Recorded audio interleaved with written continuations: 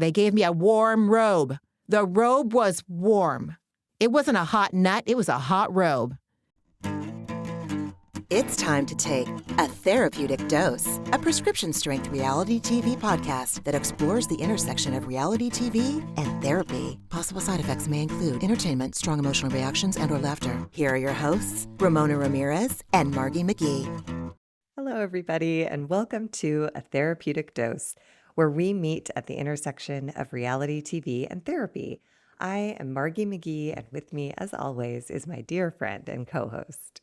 Hello, I am Ramona Ramirez. I'm really happy to see you, Margie. Me too. Really happy to see you. Always. Always. Yeah. We were chatting a bit before we started recording this, and the world is in a weird place. As individuals, we are going through some stuff. We're minutes away from the election, moments, weeks, days, whatever. And the one thing I was thinking as I was getting ready is at least I'm not Tamra Judge.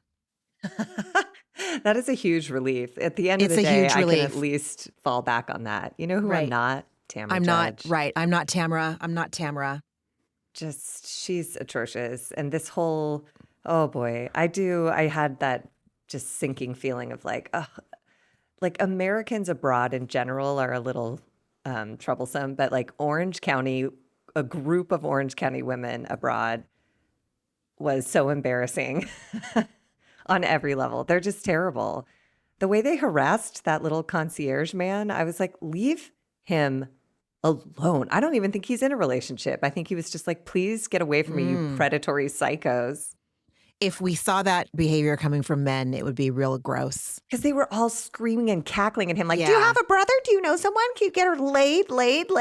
And I was just like, oh my God, you're staying at this beautiful... Hashtag laid in London. Yeah. They're staying at this beautiful hotel. Oh my God. And you can't treat service people like that. No, you can't. He's a human being who's doing a job. He's not there for you to make jokes about or try to, I don't know. If you really want his concierge services, approach him like a adult person and say like, hey, we're seeking someone to sleep with our friend. Is that a service you can provide us with? As opposed to being like, she needs to get the dew licked off her daisy or whatever the fuck Katie called it. The dew dusted off her lily. Oh, excuse me. The dew dusted off her lily. Yeah. My bad. But wow, listen. It was all bad. Yeah, they sexually harassed that man on camera for the world to see. It was. The first time was bad enough, and then they came back for another round, and I was like, you guys. Yeah, leave him alone, honestly. And Shannon was embarrassed. Like, often the person who everyone's like doing that for is mortified. And she's like, he's blushing because you guys are so obnoxious. And I felt bad for everybody involved. That was terrible. I mean, Heather was just doing the most when it came to, again, like, she just has to let everyone know Shannon is 60, Shannon is 60, Shannon is 60. And I'm like, Heather, it's coming for you. I know. And I don't believe that she's coming from a place of just like wanting to wish her friend a happy birthday. Because that's all you can do is say, hey, happy birthday. And there's no shame in turning 60. That's not what I'm saying. No, of course not. But we're saying that in the circles they run in, was it Tamra that was saying it about Emily? When you're running around in Orange County in the circles they run around in, and you're not a size 0, it's a thing. And everyone in Orange County in the circles they run into are trying to fight time. We're all trying to fight time. I'm guilty of trying to fight time. And I shouldn't feel shame in admitting that. Because there is no shame. Everybody is, including Heather. Including Heather. My point is that it felt like Heather, see, this is what is insipid about her. She'll be able to, on paper, say, I was just wishing my friend a happy birthday. It's like, no, you were saying her age, which is older than you. Yes, and it's a big age. Like, it's a big age. Ain't nothing but a number until you say it 100 times over. And then it's like 60 is a lot of D's. It's 60. It's a lot. And when she got on the flight, the PA system, and she's like, it's been a very long flight. Speaking of long trips, Shannon's been Exactly. on this planet for so long. She's You won't such even an believe asshole. it. She's 60. She's such a dick. She's such a Weird. dick. She did it on Yeah. purpose. She's a dick. And I'm also not Heather Dubrow. I'm not. Neither are you. No, And neither are true. any of the people that are listening to us. No. And like Heather, listen, if you are listening, Heather, are you okay? No. I'll How you answer that doing? on her behalf. She's not fine. How you No. doing? Yeah. She spent the last 12 episodes or whatever, 18 episodes talking about Disneyland paparazzi pics and like being legitimately letting there be a rift in a relationship because like she's crazy. She's not Yeah. okay. But that's fine. That's her world. That's what matters to her. It's fine. This is the Real Housewives of Orange County, season 18, episode 14, Right. High Tea and High Tension. I don't know why I fantasize about doing this, but I do. I fantasize about, we're always being asked to like host fundraisers and stuff for my kids' school. And I have a recently remodeled backyard that I adore and would be perfect to host a high tea. Now, when I think of high tea, I think of high tea. And I think of like, would you like a gummy? Would you like a cannabis gummy? Would you like an edible with your finger sandwich? Would you like a cannabis version of a Loverboy drink with your Earl Grey? My point about the fundraiser thing is that I often think like, I would like to have a high tea That's very clever. fundraiser, Yeah. That would but I don't know if I don't. up It to would. spend money. It would, a high tea like just for a select group of people that Yeah. are 420 friendly or not. I don't know. You don't have to be, but I just thought it would be funny. Yeah. Maybe I will. Maybe I won't. Fuck. I don't know. God, see, that's the thing. Like, I don't know if I can. I don't know. I don't know what the stigma is anymore. There's no stigma. Like, I would drink a glass of wine in front of my child, but I'm not going to puff on a vape pen in front of my kid. And if I ate a gummy in front of him, I don't know if I would tell him what it was. And so what does that say? That's my own stuff. So I can't answer, I can't contribute because having been in a household ruled by addiction, I'm scared of everything. Anything that alters the state of a parent is too disturbing to me. But for people who have parents who indulge appropriately, it's totally fine and normal. Yeah. I just don't have that experience, so I wouldn't know what it's like to be a kid and not see someone reach for something and not feel panic, I get it. But that I wouldn't get happen that. under your roof. But I don't No. know. Yeah, I don't know what Yeah. that's like. I don't either. I didn't drink or do recreational drugs, legal or otherwise, for so long because I was so afraid Yep. of becoming my dad and did not want to become my dad. And then I finally realized, like, dude, it's never going to happen. Like, you're never going to be him, But yeah, it's just one of those things where I'm like, I don't know, Yeah. Anyway. But yeah, remember that one season that Heather, it might have been the first season that she came back after taking her little hiatus. Maybe it was 2 years ago, and she was like, I have edibles. Does anyone want edibles? And Oh she my thought she God. was so hilarious. Did we talk about this on the pod? Yeah. We That did. was So maybe it was just ridiculous. last year, but Yeah. yeah. So like, And she's very just so lame. short-lived, yet another gimmick. That Right. idiot. Yeah, exactly. It went by the way of HD Right. HD Fireside or whatever HD it was. Fireside or whatever. HD Fireside and Heather acting like she's the first person to ever use a gummy. Right. Jesus Christ, this woman. Anyway, when I was taking notes, everything's going to be broken down by gate. This is Mammogram Gate. This is the start of Mammogram Gate. Yeah. This is. And yeah. while I am so glad that they took up a portion of this episode to talk about and show everyone getting mammograms and how scary it can be to talk about it. And where you hear yourself say out loud, it's been X amount of years since I've had my last mammogram. You're like, oh shit. When I heard Shannon say it was 10 years, like I was like, oh my God. And I'm really glad that Heather rallied her castmates around to get a group mammogram. Gina's never had one, but she just turned 40. Shannon hadn't had one in 10 years. And, if you have medical care access, please stay on top of your mammograms, please. That said, it had been over a year and a half since I'd gotten my last one. I have a history of abnormal cells and fibroids, and I also have dense breasts, so I need to stay very on top of them. And my results I got last week were satisfactory.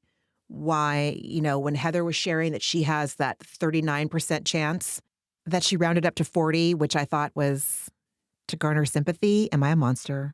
I just said that out loud. No, I have big feelings about this whole storyline. Yeah. Okay. But yeah, so like when I got my most recent results back, I have a 15% chance. I don't know what to do with that, but they told me it's fine just to keep coming back in for a yearly diagnostic or a yearly routine, not even a diagnostic.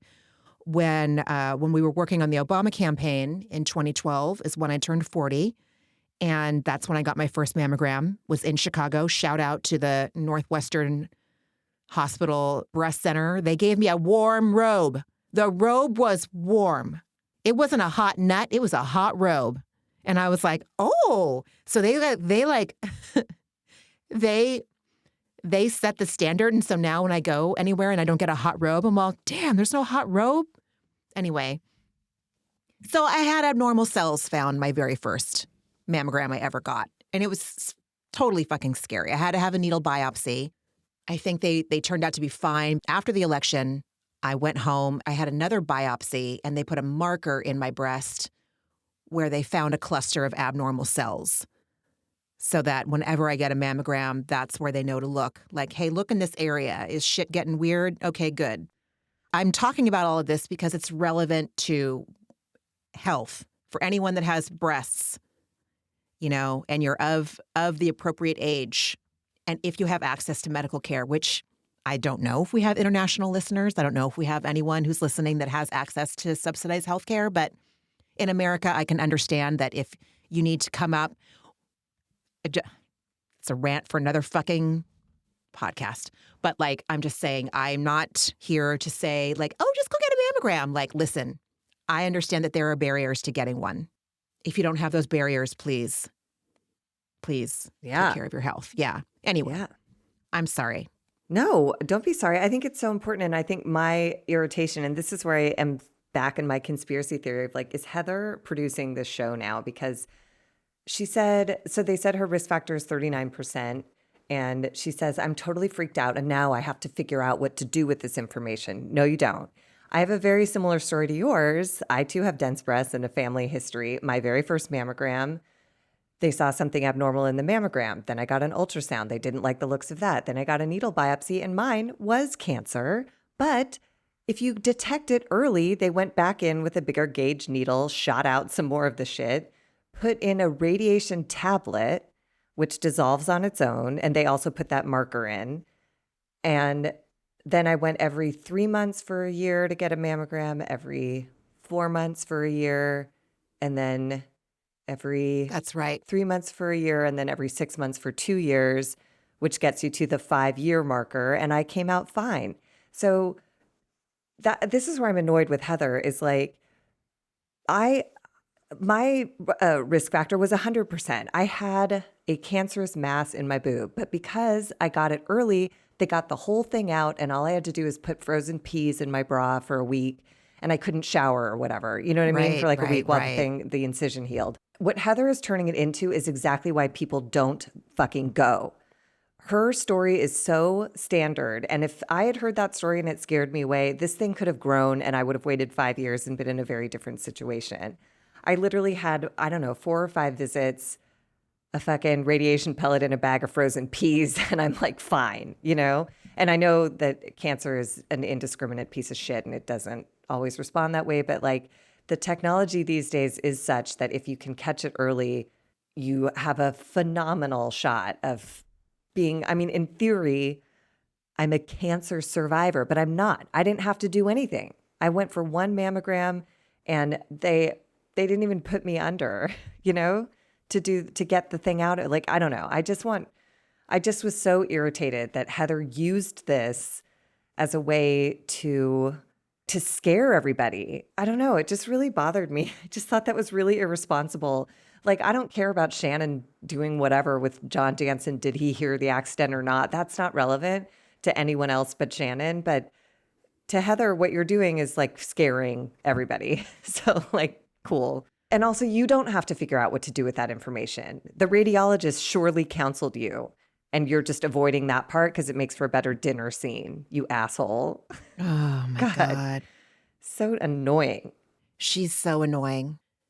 Jen found her lump 5 months ago, and she couldn't keep her appointment because she was moving. I have ADHD, and I'm not using it as an excuse, but at the same time, like that is what kept me from booking mine. And then I found She wasn't just moving, she was evicted. evicted. Yeah. Okay. Like, it wasn't a planned, yeah. you know. And I recently found something that I think it was just, it had been such a long time since I'd felt it that I was like, oh, is this new? But I, like I have fibroids too. So like, I was like, oh shit.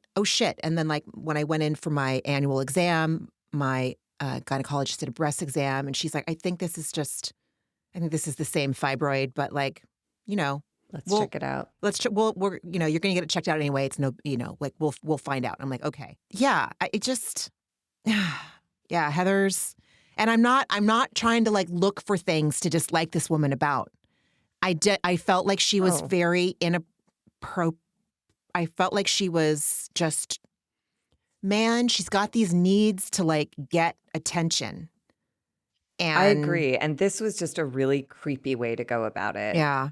I just think it's scary. And I really appreciated the nurse's reaction when Jen said, I have a lump in my breast. And she's like, okay, we'll take a look at that and see what's going on. Like, as opposed to when the women were like, you have a lump? Yeah, exactly. You've had it for 5 months. Why do you think nobody talks to... Right. Like tomorrow morning, I'm going to the dentist for the first time in like over a year just because I've been delinquent.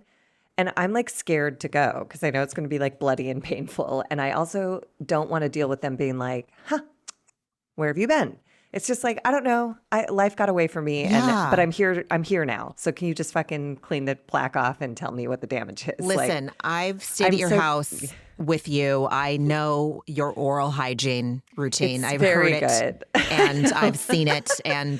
But you just go to the dentist every 6 months. And I just, in the course of the writer's strike and all these other external personal life things going on, it just went to the back of my priority list. And I know these dentists and I know they mean well, but I know tomorrow morning at 7:30 a.m. they're going to be like, and where have you been? And I'm going to have to be like, just clean. Right. I don't want to talk.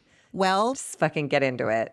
Yeah. It's none of your business. I'm here today. Like that's what it has to be. So anyways, that reaction is always so unhelpful when people gasp and clutch their pearls because like, then what? If it does come out to be a bad result, are you going to blame Jen and say like, well, if you'd gone 5 months ago, you wouldn't have cancer. It's like, yeah, you can't fucking know that. No, you cannot know that. You can't. Cancer's so rude. We're all trying to like get ahead of it by eating kale, but like, again, I'm fresh off an experience of losing a dear friend to something that no one could have predicted coming. A person who exercised daily, meditated daily, never ate sugar, never drank alcohol. Like it's an asshole. It's just an asshole. Mm-hmm.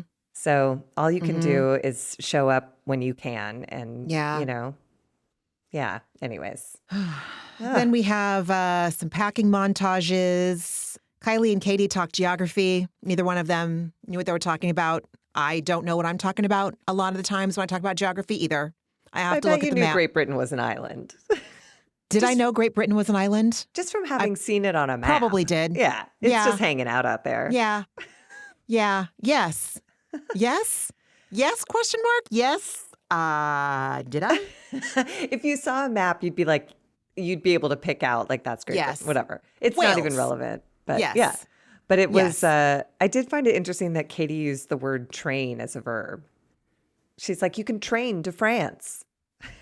They didn't say take a train. I was take like, a train? That's weird. Yeah, dude, don't get me started. That I do know. I do know you can take a high-speed bullet-ass train all over goddamn Europe between places. Even in Eastern Europe, you can take Central Europe, which is, I'm talking about the Czech Republic. I've taken a train that wasn't high speed because they were under communism for a very, very long time and don't have that yet. Well, at least they didn't 20 years ago. I haven't been in a long time. Maybe they've updated their infrastructure and I don't fucking know. My point is that you can, Katie's right. You can train places. But then they were so in the weeds of like, what's an island and how does it work, that they were like, but how do you train if it's an island? And it's like, you guys, there's tunnels and bridges. There's like tunnels. What is happening right now? They lost the thread big time. They did. Emily, the only note I have is that I really liked her sweatshirt. It said, "Good morning, friends and haters." And she also had a lovely white faux fur coat on her rolling rack that she was packing. And as someone that also has a white faux fur coat, my love of white faux fur saw her love of white faux fur. Well, and her son loved a faux fur coat too. Yes. Yeah. And they said he looked like a pimp. And I was like, you guys. I didn't like that. I didn't like either. that one I was bit. like, don't do that. It was terrible. It was awful. It was bad choice. Bad judgment, bad choice. So ignorant. Shannon is packing. Sophie is there. Sophie is her oldest daughter, correct? And Adeline and Stella are the younger twins. I'm pretty not sure. Totally sure. Apologies to the Bedore daughters if I'm misnaming them. Shannon is wearing a sweatshirt or a sweater that says a jumper. They're going to England, so let's call it a jumper. She's wearing a jumper that says peace. And I'd like to know more about that. I'd like to know if Shannon knows what the word peace means, if she's checked that, if she's recently looked up that word, the definition of the word peace in the dictionary. It's not just a slogan to be cute. It is not that. Peace it's a word that, in my opinion, deserves some reverence and some respect. I know I'm probably putting too much on this, but just like, to me, it seemed ironic to see the word peace. And it's like, it's not a slogan, lady. It's not like a spiritual gangster bullshit. Peace is a thing. Peace is eluding you, ma'am. Wait, why did it bother you with relation to Shannon? Just because she has no inner peace, personal peace? Because she has no inner peace or personal peace, or looks like. And I feel for her deeply. Yeah, I feel for her. I empathize with Shannon Bedore. But just to like be wearing a shirt that advertises peace, not even give peace a chance. Like that's not like a full commitment. It's like, I'm gonna give peace a chance. I'm not. I don't really like seafood, but I'm going to try it. I'll give fish a chance. Do you know what I'm saying? But it's like, peace is a thing. Like, you got to commit to peace. Peace is a choice.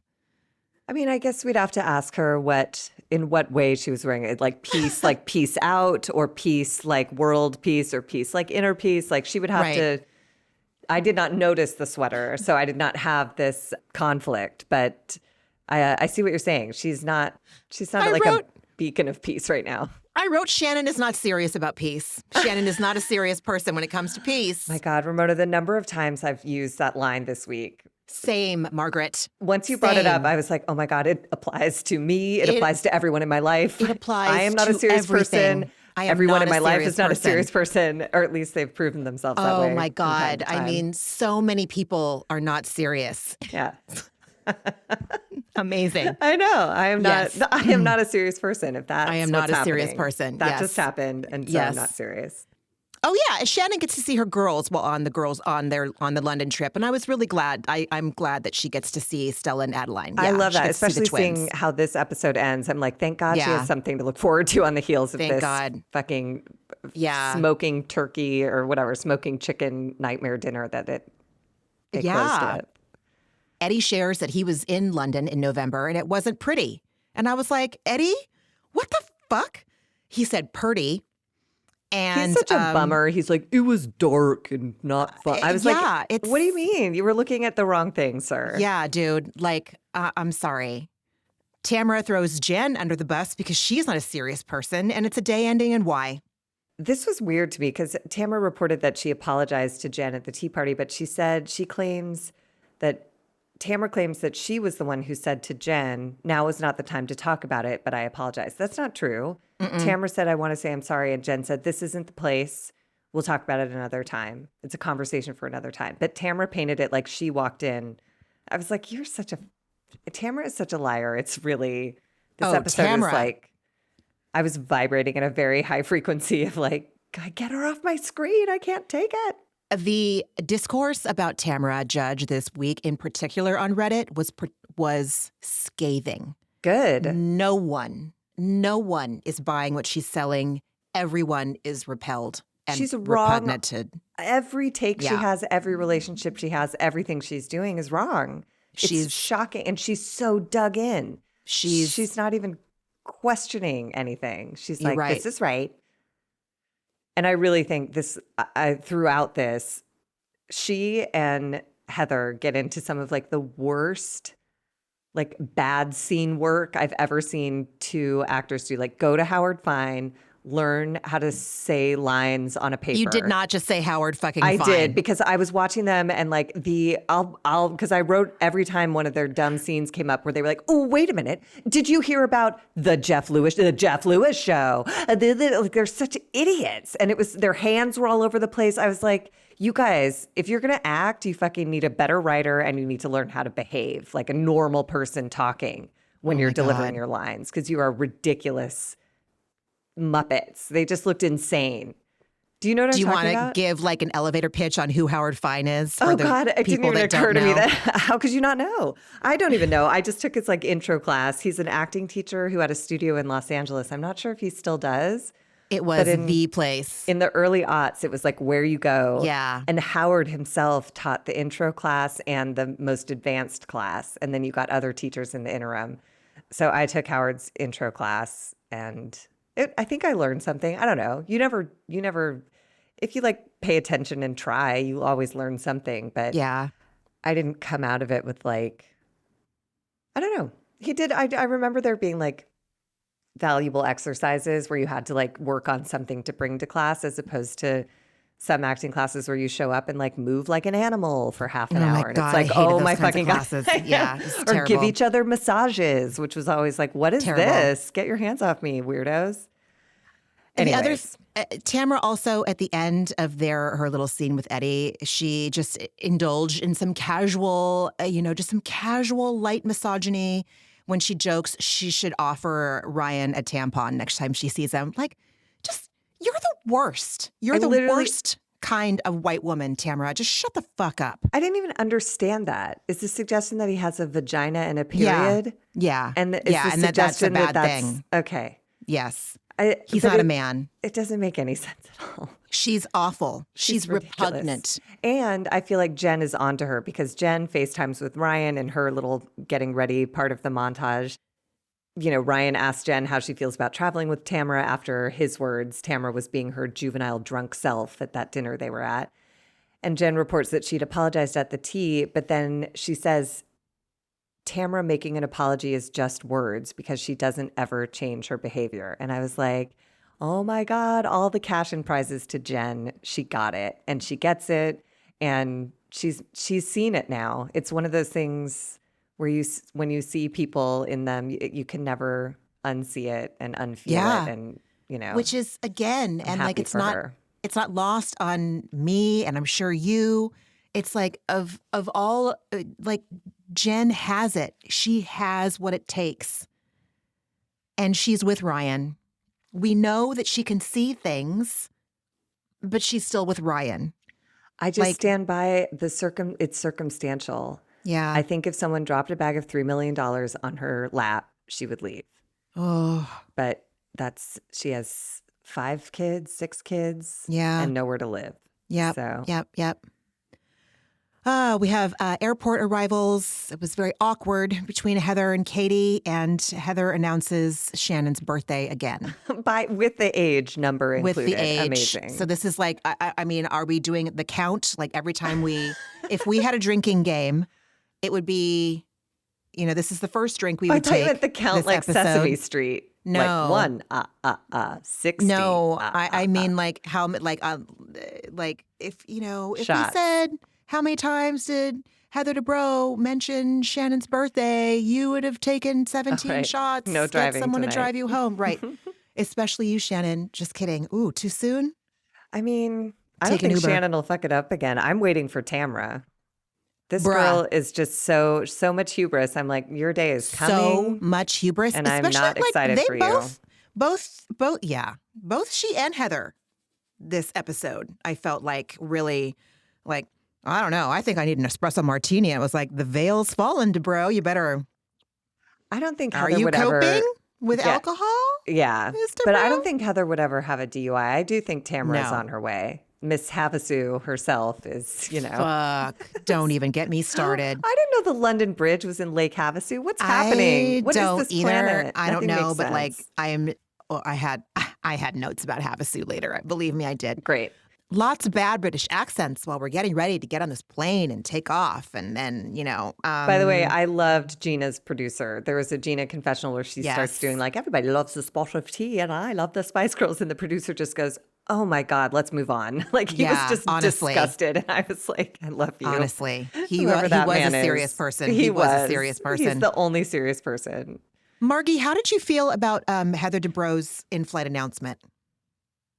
I just thought it was, I mean, this whole episode, my Heather conspiracy theories are up and running again. I just think Heather's trying to rekindle an acting career. So I think her JetBlue moment was her trying to show that she can do commercial work.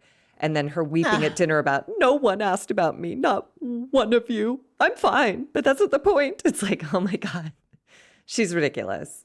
She's But ridiculous. Before that, we just had the moment, again, as someone who's going to the dentist first thing tomorrow morning, watching Emily brush her teeth and rinse with Dr. Pepper I think I turned inside out as a human being. I just It was was like, Diet Dr. "Ooh!" Pepper, so there was no sugar in it. It's disgusting. I understand. I'm just like, but yes, I what in the Ohio dental hygiene is For that? real. Yeah. Katie nailed that one. I'm sure they would have given her a bottle of water. She may or may not have had one. Also, go to the bathroom and brush your teeth. Go to the bathroom. Literally everything Go about to the that bathroom. 2.5 second moment, I had my whole system like Go to the bathroom. on high alert. It Don't was have awful. bare feet Oh. on a flight. And go to the fucking bathroom and brush your teeth. It is disgusting in the bathroom, but it's like if you need to brush your teeth, like just I don't know. I just that was so gross. I can't even believe it. Vile. Yeah. What did you think of Heather's announcement? I thought that she must be so high on her own supply to think that people outside of that cabin would know who the fuck she was. Yes. Now, granted, if they were flying out of LAX, which I assume they are, I don't think They that you were. can fly from John Wayne directly to Heathrow. But No, like, it was LAX. so I feel like I don't know a lot of people in the Bay Area that watch Bravo. Those are not serious people. They are not serious people. I feel like there are more people in LA that watch Bravo. Maybe I just haven't like landed into my Oakland group of, Bravo watchers. I have some friends that watch Bravo that live here, literally stone's throws from my house. Shout out to Lauren. But like, a lot of people don't. I'll be like, oh, do you watch Bravo? Like, no. I'm all, okay. Well, like, what the fuck do you watch? I don't know. Am I not the serious person or are they not the serious people? My point is, I don't know that there were more than like 10 people on that flight that knew who she was outside of her cast. I don't even think the PA announcement system was on. I think like a little kid, she was like, can I make an announcement? And they're like, okay, sure. And then they handed her the little mic thing and she pressed the button and it wasn't on. And I don't know. I really hope you're right. I never even thought about that for a minute because I was like, why are you subjecting everyone to this? I'm picturing after 14 hours in the air and I'm in coach. I just, someone doing a hilarious self-indulgent bit. I would be like, leave me alone. Yes, Can especially. we just right. land and go Yeah. through customs now, please? Hot in Cleveland guest stars Heather Dubrow. I'm Married with Children guest star Heather Dubrow. I'm Malibu Country guest star Heather Dubrow. Okay, what else?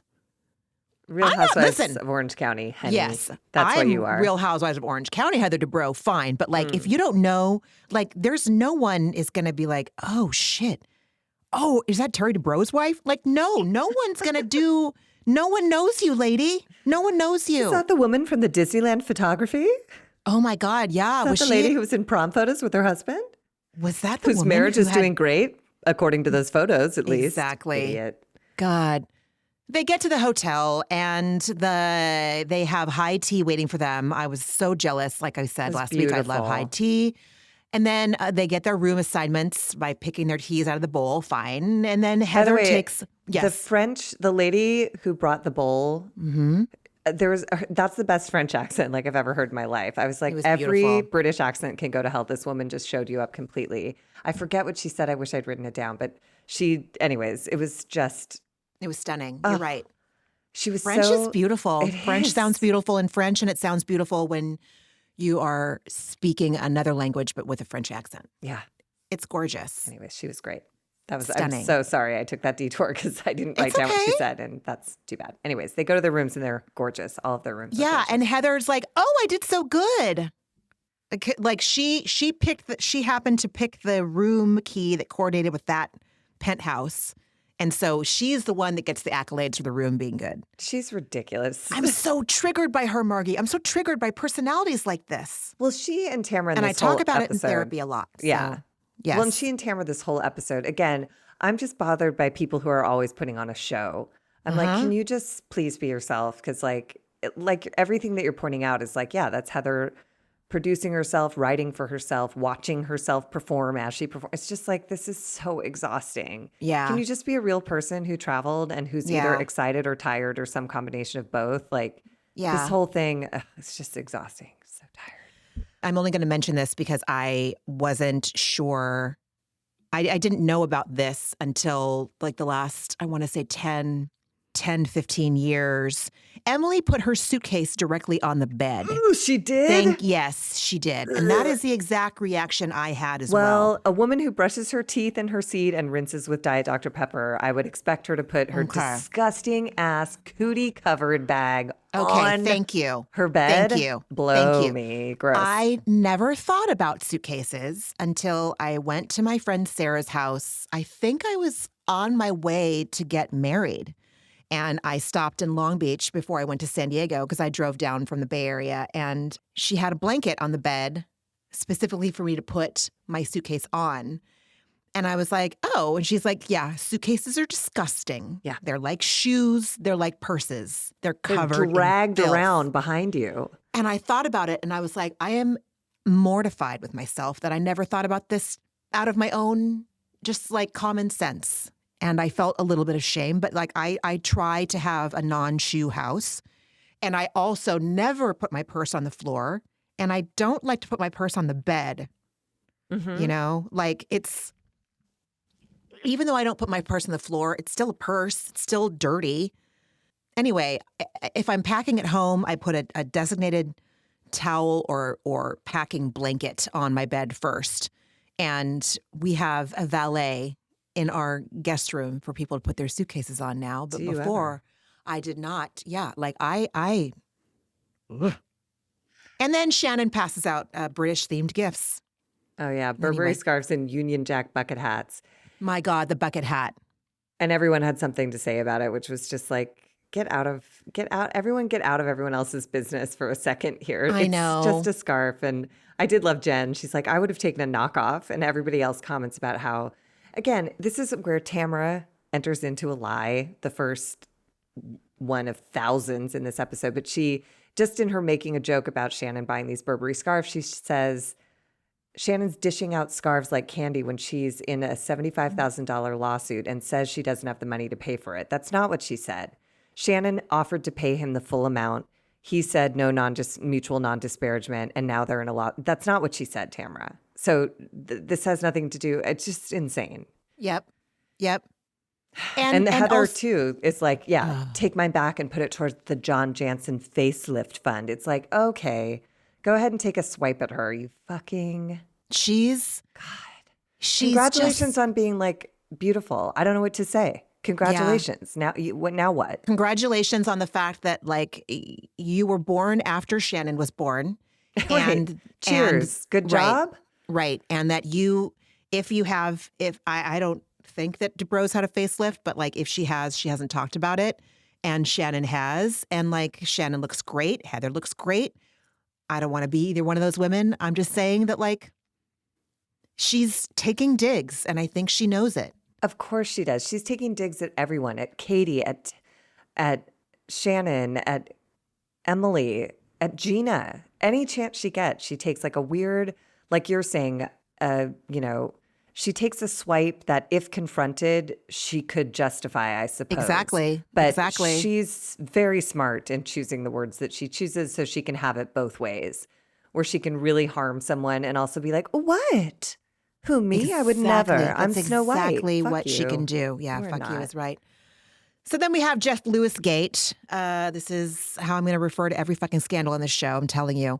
Heather and Tamara Tamara, of course, brings up the Jeff Lewis podcast that Shannon was on. This was the first bad scene work. This is how it laid out. Tamara It goes, was are you going to awful. bring up Heather goes, the Jeff Lewis thing? And then Heather waves both of her hands in front of her face and goes, oh, wait a minute. Did you hear the clip about the loan?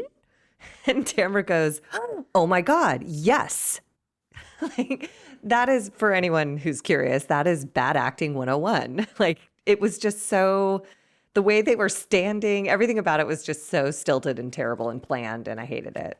It was. Apparently, Heather's main gripe is that she feels like Shannon manipulated her by coming to her room that night in Guerneville, not Sonoma. They were in Guerneville. They were not in Sonoma. And that's not to diss Guerneville, and it's not to diss Sonoma.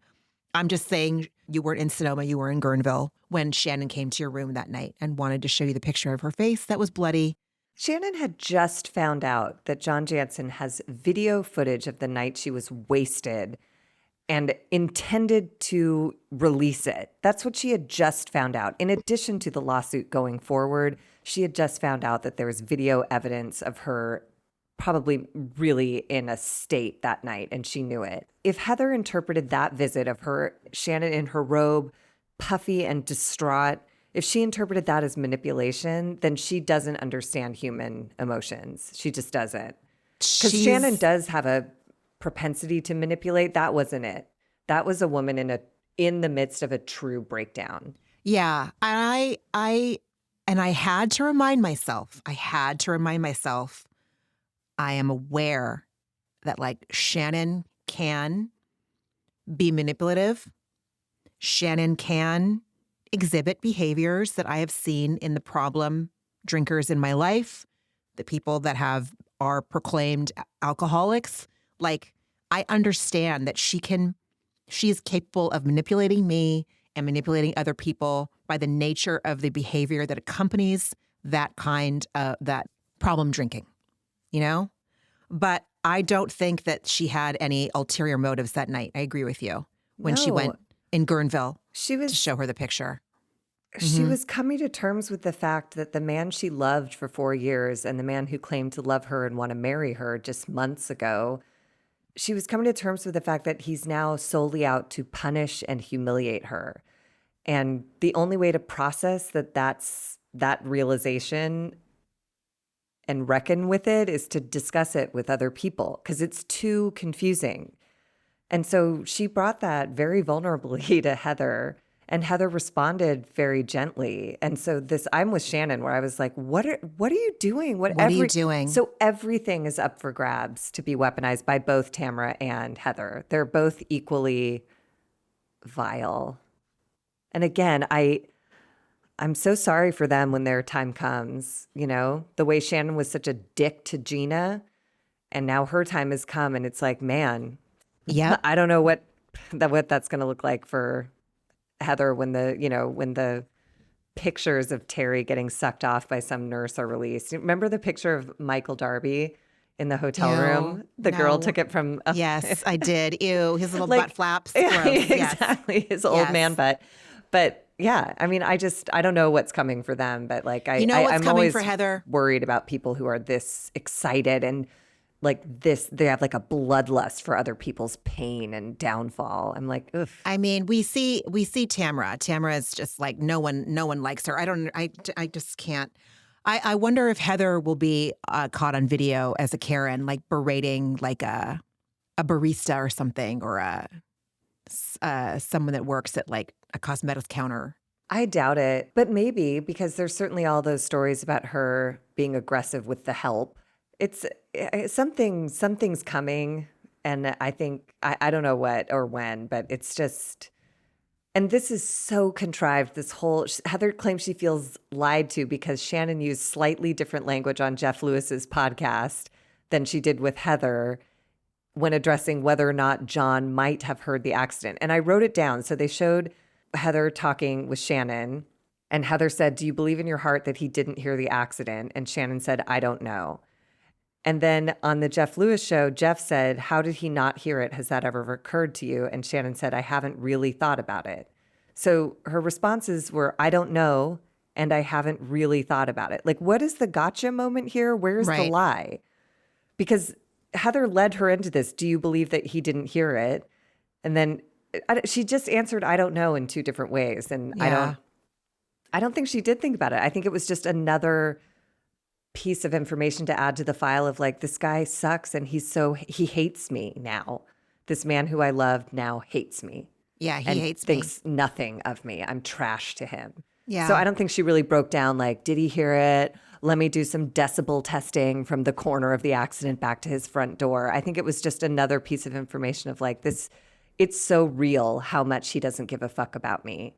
It's so real how much he wants to torture me, you know? Right? Totally. Or Absolutely. I don't know. This just seemed insane to me. It was insane. She said it caused a trust issue. She's like, "Where's the truth?" I'm like, "What are you talking about?" She is Both sides are the same. projecting. If she's going to talk about this, the trust issue, this What? bitch, I swear. Oh, God. And Tamara's right there with her going like, she was lying. She knew. I'm like, lying about what? She knew about what? Yeah. She literally said, "I don't know. I haven't thought about it." Like, what are you guys talking about? Again, it's just all bad scene work. And then Heather, culminating her bad scene work, goes, "Am I being used?" And I was like, I cannot follow this. I cannot follow what you're upset about, how you feel used. What are you talking about? She's grasping at straws. That was crazy. Then we go to Boatgate, and Shannon asks them to take pictures on the bridge in their hideous hats, and I die. I'm sorry, but I would fucking die. And also hard pass on this boat. I'm sorry. I'm not trying to yuck anyone's yums. If you think that stuff like that is fun, I try very hard when I travel abroad to not be a tourist. Like, I don't even pack sensible shoes. I would die. And the bucket hats were mortifying. Like, and you're not an episode of Friends, for fuck's sake, okay? The rocket boat seemed like SpawnCon because, like, there's no way anyone chooses that. Of all of the amazing things you can do in London, I've never even heard of the rocket boat on the Thames. They have something like insane. that. They have something like that similarly in San Francisco. Sure, and but I think my friend Lee had to do one as like a team building exercise when she worked for a tech company. Like, absolutely not. Absolutely not. But it's just not my thing. But it's for tourists, and I don't know. Just how is it? It's so weird. Like it know. was just weird. However, I will say that tour guide was so nice. She made great showing for the rocket boat company. She was great. Shannon can't. Sorry. Oh, sorry. No, you go. Just when the boat started to speed up and Heather started to be like, "I hate this. I want out of this." And Emily goes in her confessional, "I love the boat ride. I had to sit through a lot of fancy fucking dinners, so enjoy the boat ride." You know, like coming at Heather. And I was like, yeah. That's when you said earlier, like, we don't see a lot of glimpses of Heather's real personality. This is Heather's real personality. Well, and it's also hilarious because when they were leaving the hotel, Tamara was like, "Oh, it's raining. The boat ride's going to suck." And Heather was like, "Oh, come on. It's going to be great." Cut to boat ride. And she's like, "I hate this. Get me off of this. Aren't they supposed to stop when I wave my hand?" Yeah. You idiot. You're She's just no fun. It's like, I get it. I wouldn't choose the rocket boat either. But if I'm on it, I'm going to have a good time. I'm not going to just be like a dick about like it. if I'm getting just paid. Ride the ride and get off and shut up. I'm getting paid to go stay at the Mayfair in London, and then I'm getting paid to have a party bus take me to this fucking boat, and then I'm getting paid to go on the boat. And again, the woman was so nice. She knew it was raining. She knew this was not going to be the most fun It's London. excursion. She tried her best and she did a lovely job.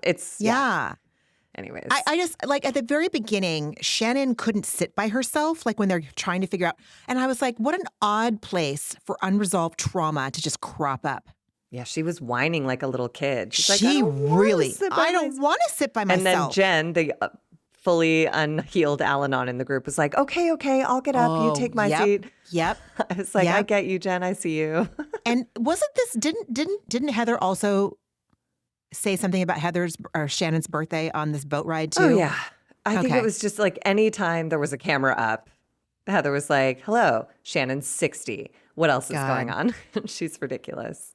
Yeah, they do the original London Bridge is in Lake Havasu. And I was like, I will never go to Lake Havasu. I can't imagine what would get me to Lake Havasu. And I would go, but like before the orange shit gibbon was ever elected to the highest, job in the land that we live in, before like being scared of people wearing 1776 lions, not sheep t-shirts in public to scare the shit out of people like me. Before that was a thing, I didn't want to go to Lake Havasu. Before the last 9-10 years happened, I knew I should fear for my life to think about going to Lake Havasu. That's all I have to say about that. Yeah, when I hear Havasu, it draws I think a particular crowd. Yeah. It draws the NASCAR population. Which NASCAR, I would go to a NASCAR race. Yeah, no, but that's what I'm but- saying is like it's But Havasu is like the Coachella rally. the that they Vanderpump had over Rules the cast weekend. went to Havasu and they didn't have the flashback that they showed of Vicky getting hit in the head with a football thrown from like another God. boat. I don't know. It looks lovely, and it also doesn't. It's not. I'm just like not a person who like parties on boats, so I don't think I'd be invited anyway. I don't know, man. It scares me. Yeah.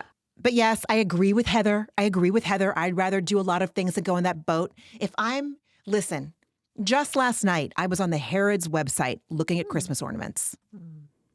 Yep. That's fun. I'd rather go to Kew Gardens, Tate, Liberty, Harrods, a lot of things within that boat. But it's Shannon, whatever. Well, anyway, but it's also work. Yes, it's also work. Rocket Boat said, we'll do this for free and give you some spending money for the city. And they were like, Totally.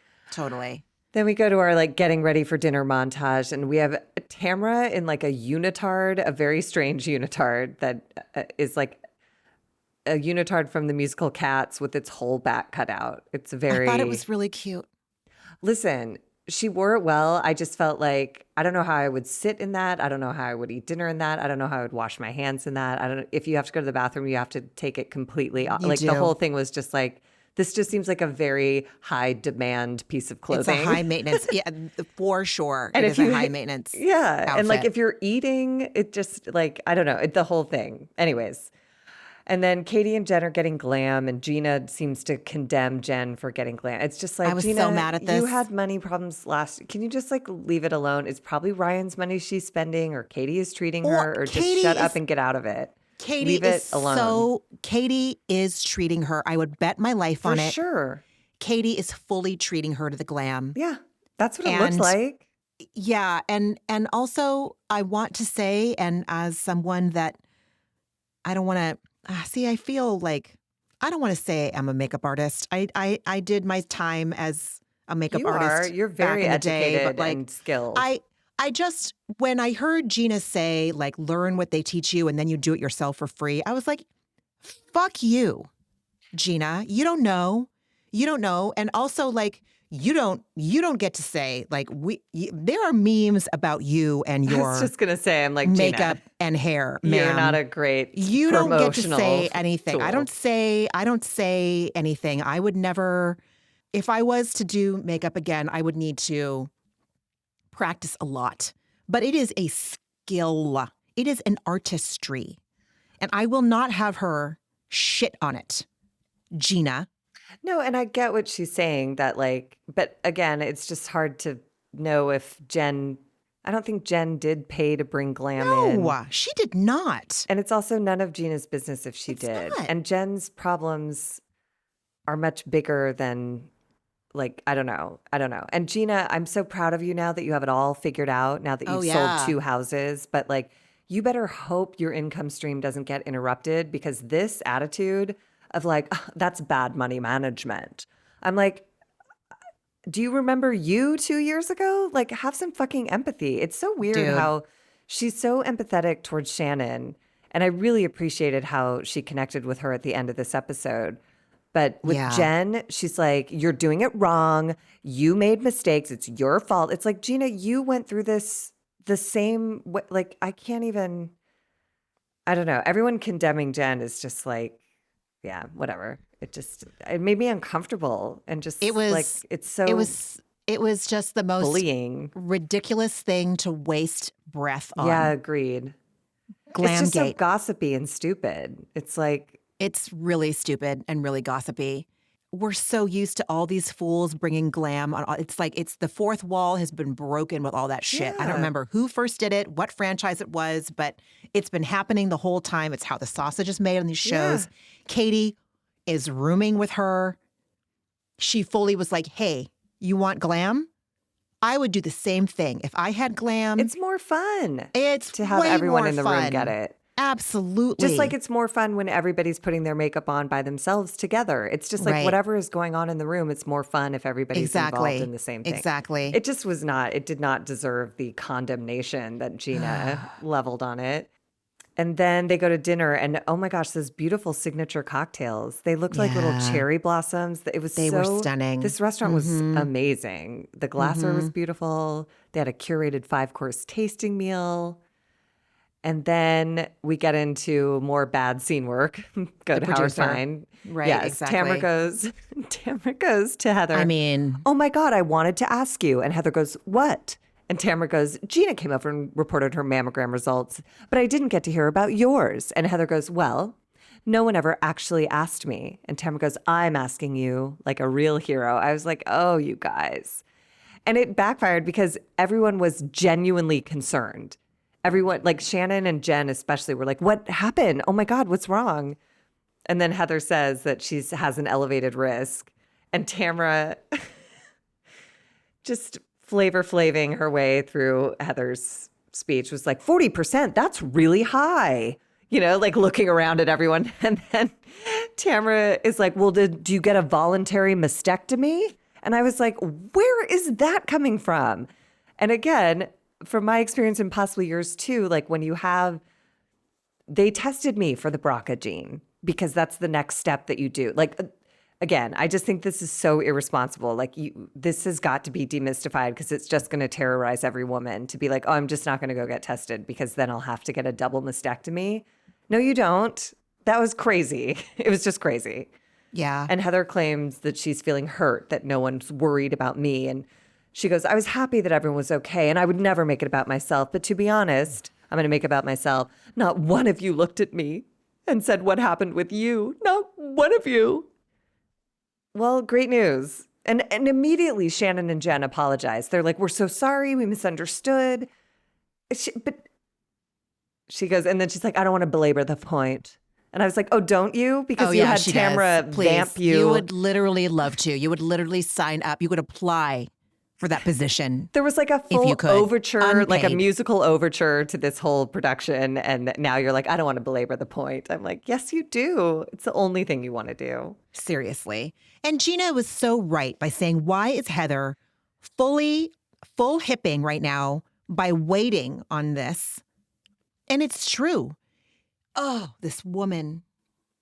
Well, and Gina's confused why Heather would wait so long. It was a week ago. Why would she wait a week to Right, bring if up it how was hurt she was by really- this? right. Especially because she just berated Gina for waiting too long to divulge information about Katie to her. Yep. And this wasn't shown, but she had just talked to Emily saying, look, if something's bothering you, just call me.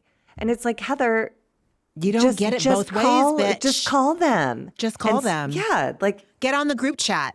I'm sure there was a group chat. Hey, we're meeting. This is the address. See you at 11. talk about all for camera. This has nothing to Right. do with her actual feelings. This has to do with her wanting to have a crying scene on camera so that Malibu Country can come calling again. Good fucking luck, dude. You failed. Go to Howard Fine.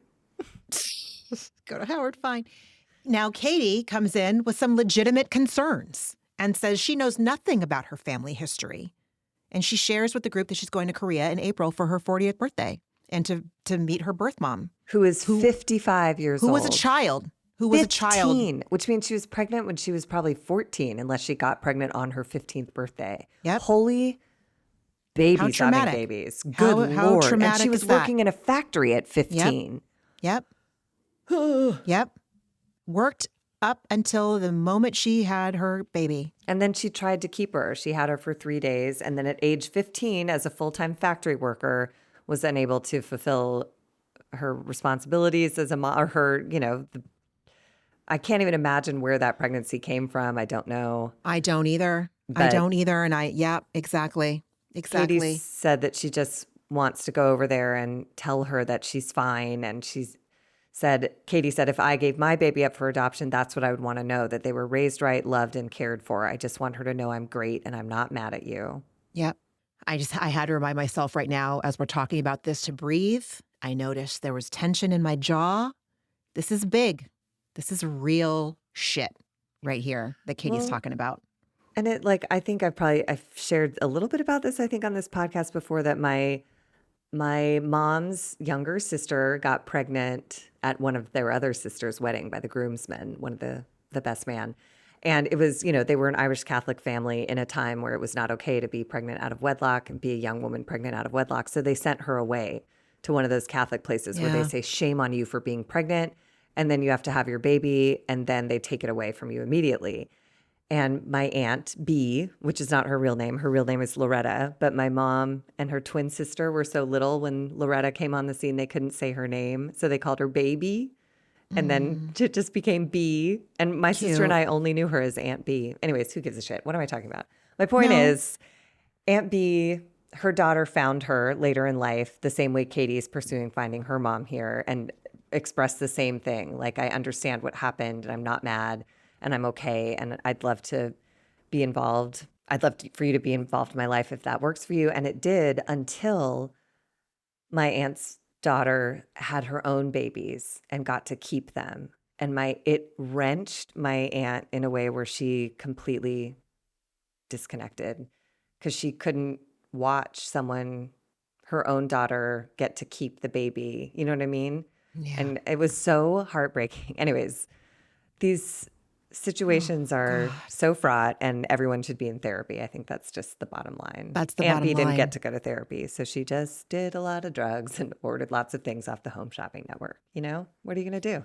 What are you going to do? When you're shamed by Catholic nuns for 9 months, as if there wasn't, the guy didn't have to go up there and sit around and be yelled at. Fuck just no. be. No. Bullshit. Anyways. Heather, the materialistic fuck that she is, asks Katie what she's going to bring her mom. It's like, she's bringing herself. What are you talking about? Dude. Oh my God. I don't know. Yeah. And also, not the time to bring that up, maybe. I don't know. A Voluspa candle. I don't know. Right. What do you mean? What am I bringing? What do you recommend, Heather? What should I bring to my Korean adoptive teenage pregnancy mom? Oh my God. And Emily has to point out that Katie and Heather are chatting. And Heather says she asked Katie about her family history because it's interesting. Too bad Heather's not. Heather, I have news for you. Too bad Katie's not, she said. Too bad Katie's not interesting. So rude. Yes. I have news for you. Neither are you. Katie is way more interesting than you are, and she wouldn't throw out Nobu, I bet. She's not going to throw out Wagyu beef. But it's exactly what you're saying. It's just Heather taking an unnecessary dig. This is Katie talking about being given up for adoption, moved to Georgia as a baby, as a Korean baby, with white being parents. Raised in the South. Yep. And Heather, it's so reductive just to be like, well, she's not interesting. I'm like, just the facts of her existence alone are fascinating. Yep. Even if her personality was cardboard, she's already got an incredible story. Heather is just so, anyways, she's not a serious person. She's not a serious person. And then we get into this segment where Tamra brings up the lawsuit only to scream at Shannon, you're not the victim. It's like Shannon didn't bring this up, didn't want to talk about it, but now it's on the table. And they bring up this Jeff Lewis show thing. And Tamara's like, well, if you did want to talk about it, you went on Jeff Lewis show and talked about it for an hour. And Shannon just said, per her attorney's recommendation, she cleared things up. And I got lost in all the weeds of promissory notes and loan details. So many weeds to get lost in. My God. Then we lead to more bad scene work where Tamara goes, there was something you said that's a lie. And Heather goes, I'm not sure it's a lie. And then Heather reveals the conversation from Sonoma where she showed the photo. Guerneville, excuse me. And Shannon I'm just kidding. Felt instantly betrayed. It was really heartbreaking to see because she's like, I came to you because I needed someone to confide in that night. And now you're turning this into a scandal. Like, it's absurd. And Heather's fixated on Shannon saying, I never thought about that regarding John Jansen hearing her accident, and Heather says that made her feel used. And that Shannon came to her only because she wanted her side on camera. I'm like, did you see her that night? She was not okay. She was absolutely shattered. What are you talking about? And then Shannon says in her confessional it was a mistake to confide in Heather. Yeah. She is certain of that now. So it's a huge mistake. Huge. And I would say that, like, given their history, Heather's always been a fucking asshole to Shannon. Mm-hmm. Where were they? At Lizzie's house or something? They were at that dinner party. Was it Shannon's first or second season? And it's the one where she leaves. She storms up the stairs. You'll all see the truth. You'll all see the truth. And Heather's like, should we call an ambulance? Is she having a psychotic breakdown? Happy 60th birthday, Shannon. Are you having a psychotic breakdown? Are you using? She is going to take every opportunity she has to chip away at this woman's weak spots. Yeah. And Heather is a piece of shit and not a good person. Well, and Shannon says, like, how does Heather turn that into something about her? Exactly. It's like, what are you even talking about? And Jen echoes that, saying, like, Heather feeling used because Shannon needed her as a sounding board makes me question Heather as a person, as a confidant. Like, that's just like, it's insane. And Heather and Tamara are the only people who can make sense of it, because I certainly can't. And then Tamara claims that Shannon has always been directing behind the scenes, imploring Tamara to say good things or bad things about David. And I'm like, all you're telling us, Tamara, is that you did it. All you're telling us is that you have no integrity, and that if Shannon did come to you and say, will you say this about David on screen, that you did it. Yeah, we know that you're capable of doing this. And so why wouldn't Heather ask you to do the same thing? And what are you saying right now? Who directed you to say this? Do you have any thoughts of your own? Like, now you're just a puppet. Congratulations. Yeah. You outed yourself as a puppet. Stupid. Yeah. Tamara just insists that Shannon was caught in a lie, and Shannon gets up to leave. She storms up from the table, gets up to go leave, and Tamara laughs at her. And she's just so low, dude. She's like so fucking low. She's like suitcase scum low, dude. She's so low. She's disgusting. She's the bottom of your shoe. Gross. After walking in downtown San Francisco all day. I mean, because Tamara brought this up at the dinner, and then Shannon really earnestly emotionally says that she needed someone to confide in that day. And she says to Heather, I chose to talk to you. And Tamara goes, you're not the victim, Shannon. And that's when Shannon leaves. And Tamara's like, she was caught in a lie. And again, I'm still just like, what lie? I don't even understand the premise of your objection here. And Gina just says, she's like, why does the lie matter right now? And it's like, that's a great question too. And then Shannon, it was kind of funny because she was behind those slats that were lit like Cell Block Tango from the musical Chicago. And she said something so powerful, and it was so undercut by like how it was lit. But Shannon said, I am working on myself. Victims sit back and feel sorry for themselves. I am moving forward with my life. And she prefaced that by saying, don't you dare call me a victim ever again, Tamara Judge. I am not wallowing in my bullshit. I'm working. And I believe her. I do too. She's doing so much. This is a different, she's not resolved yet, but she's a work in progress. She's is. And in like visible progress. Mm-hmm. Now, does she go to the bar and order a Diet Coke, yay, and a Belvedere and soda? Uh-oh, yes. But, progress, not perfection, man. She got out of there. She didn't let them beat her up. And at the end of this, she says something to the effect of like, I'm done fighting this. If Tamara wants to use her platform to call me a liar and a whatever, that's fine. I know who I am. I'm working on myself and like, I'm just fucking done. And I was like, yay, Shannon. Yeah, dude, seriously. That is what they call detachment, ladies and gentlemen. And I hope Oh she my can stick God. to it. And then Shannon tells Gina about the text she found from Alexis about the Jim Bellino lawsuit from 2018. And she found it because she was sending, when in the process of sending the text message that said, you are cordially not invited to go with us to London.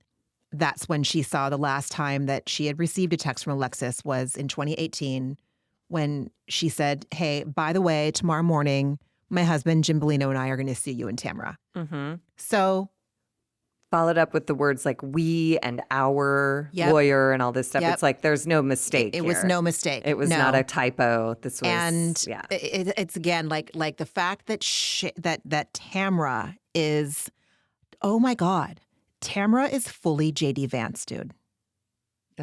How? Tamara is JD fucking Vancing. JD Vance runs for whatever, like back in 2020 or 2016 or whenever. In this, I don't fucking know. That when he was like, Trump is going to destroy America. And now he is fully like VP. His fucking VP and won't admit that like Trump lost the election in 2020. Right. And so Tamara is now like best friends with Jesus Jugs. Yeah. Even though she paid her $500,000 fucking dollars. She paid Jim Bellino $500,000 because of a lawsuit that Alexis and her husband at the time brought against Tamara. But Tamara's going to side with her right now. Yeah, it is weird. Shannon does say like Tamara's in cahoots with Alexis Bellino, and I don't know why. And I was like, me neither. Yeah. And Alexis, there's no world where she comes back to the show, right? That no one wants her. Well, and if John Jansen's whole thing is I don't want to be on this, like he's not a serious person, but yeah, he's not. Exactly. But like, would Bravo pay money to have a guy? Like, I just don't see how this. I don't know. Like works in the interest of the show. So it doesn't. It doesn't. I think that Tamara is not going to come back, and I don't think Alexis is going to come back either. I wonder. Tamara just seems like a cockroach, man. Like she cannot be killed. She's good reality TV. She really does. I don't know if she is anymore. Just in the shamelessness of being willing to be a villain. It's like how I felt about like Spidey on the Hills way back in the day. I was like, enough. You guys are exhausting. But without them, it reveals how boring the rest of the cast is. Like if we just have Lauren Conrad and Whitney Port on the Hills, God. It's a real snooze. Yeah. But with, people who are willing to be full villains with no conscience and no concern about karma. And Tamara is like a unicorn on that front. She does not give a rip about her. I can see that. She'll do anything. It's amazing. I can see that. It's crazy. But yeah, it's gross. Oh, you have anything else to say about this episode? Just that I appreciated Gina, who, understands exactly how a bad relationship can lead to a DUI and understands how the recovery period on the other side of that is complex. And I thought she was really sweet and supportive of Shannon, telling her basically you're a strong woman and you're handling yourself well, even as she's having her Belvedere and soda. Like, it is like, there is notable progress. Like alcohol, it's, she'll be done when she's done and maybe never, but it's really made her come into her own, as opposed to like Alexis, who I was realizing like, I don't know anything about her outside of John Jansen. She's been on this whole season and I don't know a damn thing about her. I don't know if she still believes in Jesus. I don't know what her hobbies are. Everything that we learned about her is connected to John Jansen. Yeah. I only know that she works out at a gym with John Jansen and that John Jansen is like, it's just weird. Right? I didn't miss her at all of the episode. I didn't. I really didn't. I was about to say I feel for her because I feel like she's being used as well.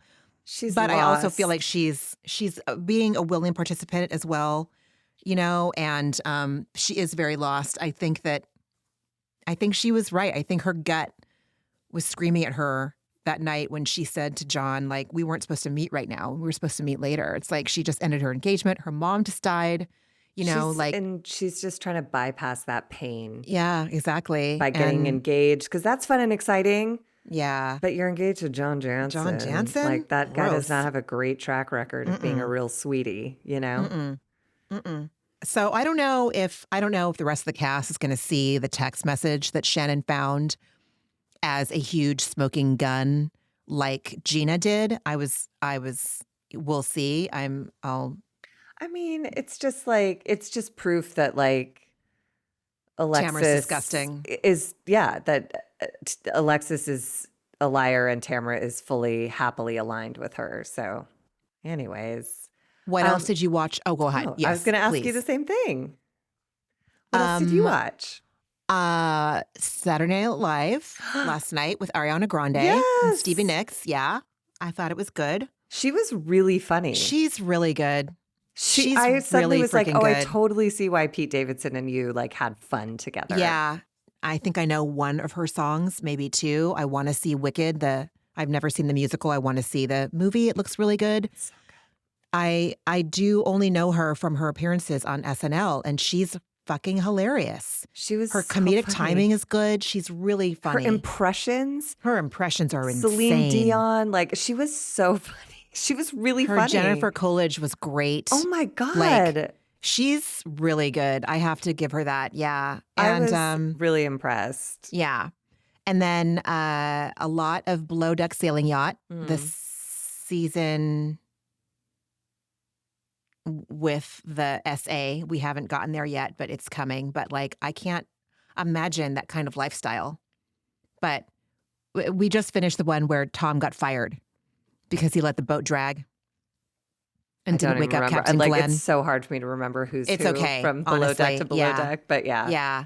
I remember that. In the middle of the night, he let it. Yeah. And it's just, oh my God. And that show makes me feel really old. Like, I would never be able to drink the amount that they drink on the nights that they go into town. Sailors, man. I'm telling you, holy that community crap. Can drink. I just I had alcohol poisoning just watching. I'm like, oh my God, I would never survive. Alcohol poisoning by proxy. Honestly. And then I had put Summer House away for a while because I think, I don't know why. I think I just was watching other things. Picked that back up, and I'm at the point where it's Labor Day weekend. They're about to throw the prom, and this is the last hurrah before Kyle and Amanda get married. So I'm wrapping up season 6 is what I'm saying. Great. So by the time we meet next week, maybe I'll have started season 7. I'm not sure. But yeah, that's what I watched. How about you?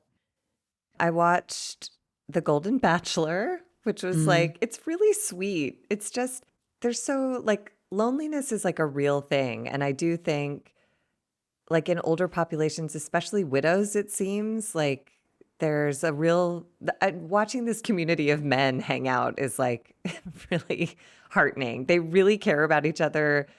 When the guys got kicked off this week, like, the other men ran out there to hug them, and they were like, like, it's really just a show about finding community at that stage of life. I don't know. I'm really enjoying it. And then I watched the Menendez brothers documentary, which was fucking fascinating. And again, the TV series was amazing, but this is just as good. It's really, really well done. And then I needed to laugh a little. So I wound up watching a series on Peacock called Mr. Throwback. And it's written by these guys who I worked with once, and whose every show they've ever written makes me die laughing. But I watched every episode in a row. I just was like, I don't know if I was just in the mood for it or what was going on, but it is so funny and so stupid. And they get a great performance out of Steph Curry. There's an incredible stunt cast. If you like sports, like, you are in for a fucking treat. It's hilarious. It was just a joy. So, and it's only 6 episodes. It was just like, it was a blast. I loved it. I keep meaning to watch it. It's really good. Yeah. I can't say enough. Heard. Like, the jokes are so funny, and it's so dense with jokes. Like, it was exactly what I needed. I was looking for, like, I just want to be, like, taken out of my body with laughter. And okay, good it got to know. me there, and it was great. We also wrapped up Righteous Gemstones, and I think it's probably over. I mean, the last episode they showed, I was like, this has got to be the series finale. This is not just a season finale. And it made me sad, but I understood. They got where they wanted. Everything worked out the way Eli wanted it to, and I was very happy to see it. But that cast is fucking brilliant. Yes, So that's an amazing. And they like each other in real life You too, can which I tell. always love. yeah. Walter Goggins. Is that his name? Walter? Is he the one that Walton. plays Walton? Yeah. Holy shit. That guy He can is- do everything. he He's can- amazing. He's so funny. Baby Billy. He's so funny, and he is a serious person. When is he a serious plays a dramatic person. role, he's like wholly believable. That whole cast has that capability. They're all Oh my really God. versatile like that. I love Love it. Love it. That's awesome. Can't recommend it enough. And what was your antidepressant, friend? What was my antidepressant? I think it might just be. So I take this dance class on Sundays that I love most Sundays, and I've made a couple friends in that community, which is lovely. And related to what we talk about here, reality TV, that is, one of the girls she gets a subscription to Us Weekly. And so every week she brings the Us Weekly because she's done with it and she knows that I love it. Aw. And there's something, first of all, so wonderful about that. That's just so kind of her to like bring this piece of trash to carry it with her to Pasadena every Sunday morning. And then there's just something about like a magazine. I don't know what it is. Maybe it's remember when magazines were the thing and you would like go and buy, like to sit down with a stupid magazine. It takes 2 seconds to read. I put in quotes because it's just like a picture book. Kyle Richards is on the cover this week, but there's something about like the tactile thing of turning pages and like poorly written articles and who wore it best and weird advertisements, the people who still advertise in hard, publications. It's just magazines. This one dumb magazine a week, I think, is my antidepressant. I get it. I used to love going to nail salons and remember that? and picking up an Us Weekly and being like, hells yeah. Yeah, I had no problem when they're like, the wait is 40 minutes. And I was like, cool, I'll see you after like 6 People magazines. Exactly. Yes, I do. And now it's just like, I can just dial that shit up every day on my phone. And it's different. It is different. And it's not different. like I need all the magazines back in my life, but there just is something really like satisfying about sitting down with a stupid ass Us Weekly and I get it. thumbing through it on a Sunday afternoon. So I get it. How about you? get What it. was your antidepressant? On Friday, my husband took the day off, which I was really proud of him for. And we went and got our updated COVID and flu vaccines. Great. And we ran errands and we got to have lunch together. And it was lovely just to spend some time with him, like a concentrated chunk of time with him that was just the two of us while we were like awake during the day, not like, Half passed out in the TV. Right, exactly. Yeah. It was lovely. That's And it's amazing. like, I just, when we have the opportunity to have time to ourselves and it's not focused on us as parents, but us as like a couple, it's really nice to have that instead. So, and it was during like the weekday, so we could like go get brunch and we didn't have to wait for a long time because we weren't fighting everyone else on a Saturday or Sunday morning. And, it was lovely. That's so nice. It's so nice how much you appreciate that. Yeah. Yeah. Like, it's fascinating how that goes from like being the whole relationship to being something that's like a rare treat.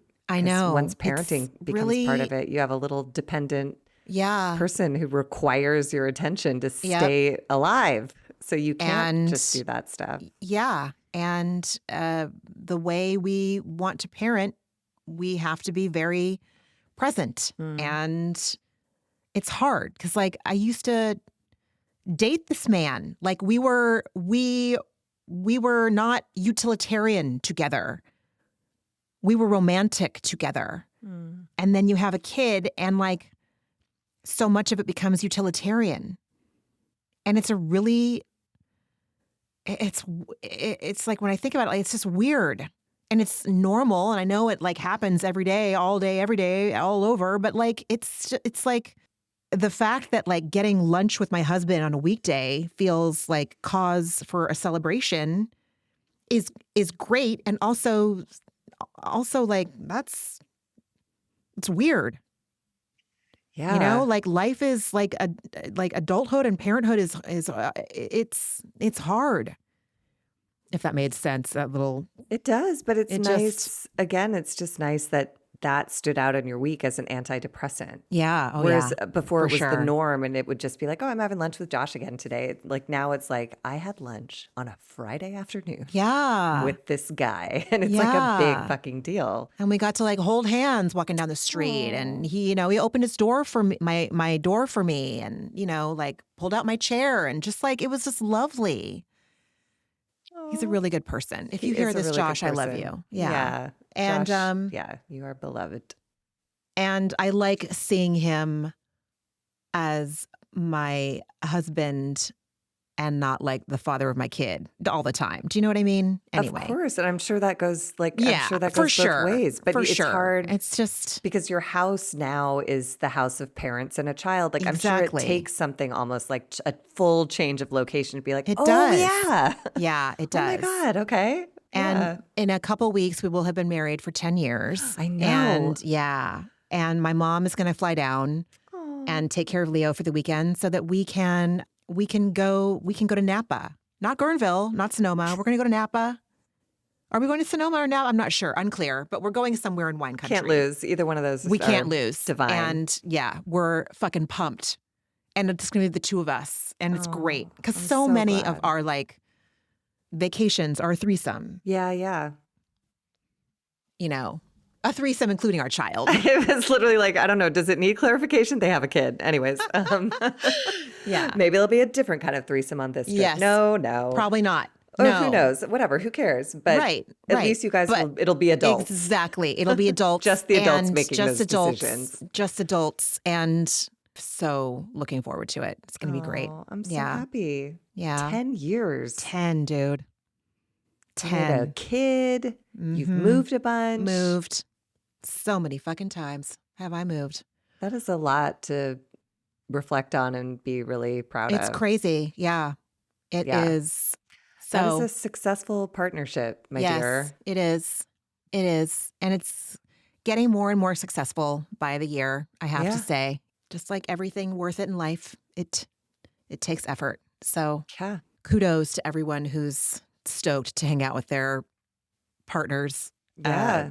on a Friday afternoon and get lunch, Yeah. because it would be real easy to just like, I don't know if any of that, what I'm saying makes sense. It's just, I'm sure it resonates deeply with people who have been know. married in or around 10 years. That is a long Yeah. time to, mhm. share space with someone. Like, it's just a lot. It Yep. should be celebrated, is my point. I'm so Yes. glad that you guys are actually going to have a chance to go away and Me be too. like, we did a decade. Yes, That's we did a decade. fucking- That rips. And I'm really proud of us for like being proactive about having my mom come. I think Yeah. Josh even was like, texted her, was like, hey, can you come down? She's like, yes. Aw. And which, to my mother's credit, she is showing up. She Yeah. shows up for us. She shows up for her kids still. And for her and- grandbaby. And for her grandbaby, for sure. Yeah. For sure. I'm happy It's- for them too that they Me get too. that time alone. Like Me that's too. some of my favorite time is like the time I get to spend solo with my friends' kids or my sister's kids, or like it's so special. Yeah. So Agreed. that's kind of a Agreed. gift both Leo and your mom get too. Yep. Anywho, Anyway. everyone, thank you so much for listening. Please rate, review, subscribe. See if your downloads are automatically turned on. Pass us on. I request that with love, please. We're so glad that you enjoy the podcast, and we would like others to enjoy it as well. And just drink your water, text your friends, try to have a chat on the phone with them if they're not someone that you get to see IRL. It's real easy to text. Calling is, I never know if people want to pick up my fucking calls. But like, I love to hear my friends' voices. Yeah. Same. Mm-hmm. So I love you, friend. I'm really glad we got to do this. I feel much less Sunday scary, oppressed than I did when we sat down. Yeah. I love you too. And everybody take good care of yourselves. And we'll talk next week. We'll talk next week. Bye, everyone. Bye. Ramona and Margie are, obviously, not doctors and do not provide medical advice. Their content is intended to be used for entertainment purposes only. It is not intended to be, should not be interpreted as, or used as a substitute for medical advice or a diagnosis of any health or fitness problem, condition, or disease, nor a recommendation for a specific test, doctor, care provider, procedure, treatment plan, product, or course of action. My mom isn't a doctor.